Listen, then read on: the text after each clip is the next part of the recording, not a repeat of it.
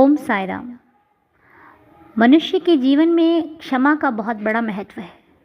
अगर कोई इंसान गलती कर दे और उसके लिए तुरंत माफ़ी मांग ले तो सामने वाले का गुस्सा काफ़ी देर तक नहीं रह सकता, क्योंकि माफ़ी मांगना बहुत अच्छा गुण है, एक अच्छी कला है।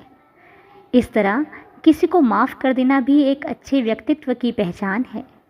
अगर आदमी गलती कर दे लेकिन उसके लिए माफ़ी ना मांगे और कोई आदमी माफ़ी मांगने पर भी सामने वाले को माफ़ ना करे तो ऐसे लोगों को अहंकारी कहा जाता है।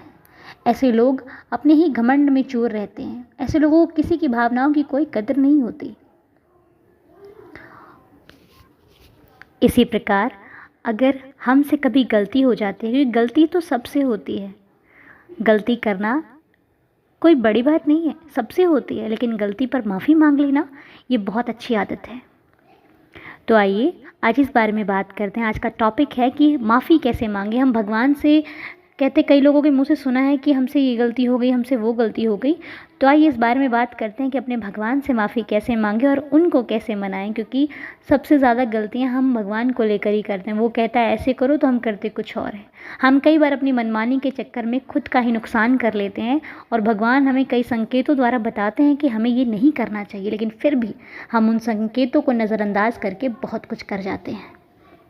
तो ये भी किसी डिवोटी का सवाल था कि बाबा मुझसे गुस्सा हैं, तो आइए इस गुस्से को ख़त्म करते हैं। जिस प्रकार आपको ये लगे कि बाबा गुस्सा हो ही नहीं सकते और मालिक वाकई कभी गुस्सा नहीं होता। तो सबसे पहले हम जब माफ़ी मांगते हैं तो माफ़ी मांगने के वक्त हमारा जो भाव होता है वो बिल्कुल हमें विनम्र होकर माफ़ी मांगनी चाहिए कि वाकई सामने वाले को ये लगना चाहिए कि हाँ, हम आपसे क्षमा मांग रहे हैं, हम अपनी जो हमने किया उसको लेकर के हमें पछतावा है, आगे से हम ऐसा काम कभी नहीं करेंगे। क्योंकि माफ़ी मांगने के बाद भी अगर हमने वही काम दोहराया तो फिर माफ़ी मांगने का कोई मतलब नहीं।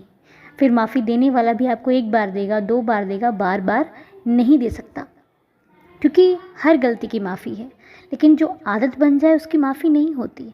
अगर हम एक गलती एक बार की, हमने माफ़ी मांग ली, सामने वाले ने माफ़ कर दिया, फिर वही गलती की, फिर माफ़ी मांगी, सामने वाले ने फिर माफ़ कर दिया, लेकिन अगर दोबारा फिर वही गलती करोगे तो सामने वाला आपको माफ़ी नहीं देगा, क्योंकि आपकी वो आदत बन चुकी है और आदत आप नहीं छोड़ सकते।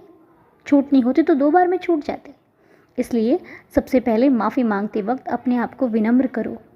आप खुद से एक वादा करो कि आज के बाद ऐसी गलती नहीं करोगे, तब जाके आप सामने वाले से माफ़ी मांगो, क्योंकि आपने ठान लिया है कि आपने जो गलती किया उसके लिए आपको खुद बहुत पछतावा है, आपको खुद बहुत गलत फील हो रहा है, तब जाके आप माफ़ी मांगने के लायक हो। क्योंकि माफ़ी मांगना एक फॉर्मेलिटी नहीं है कि हमने माफ़ी मांग ली बस हो गया, वो हमसे बात नहीं कर रहा इसलिए हमने माफ़ी मांग ली। नहीं, माफ़ी इसलिए मांगो क्योंकि आपको खुद गलत लगा वो काम, आपने खुद गलती की, इस बात का आपको पता है और आगे से आप नहीं करोगे, इसलिए आप माफ़ी मांग रहे हो। फिर वो माफ़ी चाहे इंसान से हो या भगवान से, क्योंकि हम इंसान से तो छल कर सकते हैं लेकिन ऊपर वाले से छल हम कभी नहीं कर सकते। अगर हम किसी भी मन से माफ़ी मांग रहे हैं, अगर हमारे मन में खोट है ना, तो उसे वो भी पता है, उसे पता है कि ये आज आया है मेरे पास, कल फिर ये वैसे ही हो जाएगा, इसको बदलने वाला नहीं है। लेकिन अगर वाकई हम अच्छे दिल से जाते हैं तो भगवान हमें, जब हमारे दिल में माफ़ी का ख्याल आता है ना, वो तभी हमें माफ़ कर देता है। इतना दयालु है वो। इंसान को तो फिर भी हम जाकर बताएंगे ना कि हमसे गलती हो गई, हमें माफ़ कर दो, लेकिन हमारे मन में ख्याल आएगा वो तभी हमें माफ़ कर चुका होगा। बस हमें उसके आगे जाके अपनी फीलिंग्स रखनी है। तो इसलिए भगवान आपसे नाराज़ नहीं होते, बस आपको सुधरने की ज़रूरत है। बस आपको जो आप महसूस करते हैं उसके बारे में भगवान से प्रार्थना करें। क्षमा मांगने पर हमेशा आपको ईमानदार रहना है। किसी से ईमानदारी करो ना करो, पर अपने मालिक से हमेशा ईमानदार रहो, अपने रिश्तों के प्रति हमेशा ईमानदार रहो। यदि आप मानते हो कि भगवान आपके दिल को जानता है तो ये किसी भी तरह से झूठ बोलने का कोई मतलब नहीं बनता।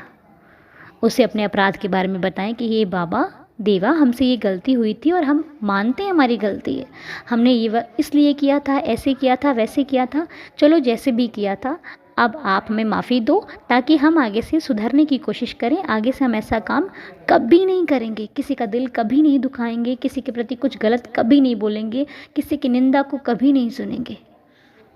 जैसे एक माता पिता से आप माफ़ी मांगते हो ना, वैसे ही आपको अपने मालिक से माफ़ी मांगनी है।